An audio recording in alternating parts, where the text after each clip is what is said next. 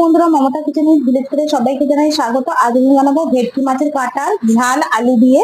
তো মাছটা আমি নুন হলুদ মেখে নিয়েছি কাঁটা। তো কাঁটাগুলো এখন তেলে ছেড়ে দেবো। তো তেলে দিয়ে লাল করে ভেজে তুলে নেব। তো মাছের কাঁটাগুলো ভাজা হয়ে গেলে ওই তেলে আমি বড় বড় করে আলু কেটে নিয়েছি, আলুগুলো লাল করে ভেজে তুলে নেব নুন আর হলুদ দিয়ে। তো তারপর কড়াইতে দেবো গোটা গরম মশলা আর জিরে, আর দেবো পেঁয়াজ। পেঁয়াজটা একটু লাল হয়ে গেলে দিয়ে দেবো 2 চামচ আদা রসুন বাটা, আর দেবো পরিমাণ মতো লঙ্কা বাটা।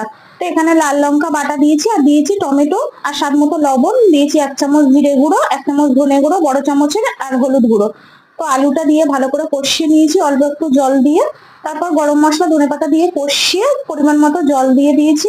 তারপর ঝোলটা ফুটে উঠলে ভেটকি মাছের কাঁটাগুলো দিয়ে কিছুক্ষণ রান্না করে নিয়েছি। তো ওপর থেকে ধনেপাতা ছড়িয়ে নামিয়ে নিয়েছি। তো রেডি ভেটকি মাছের কাঁটা আলু দিয়ে ঝাল।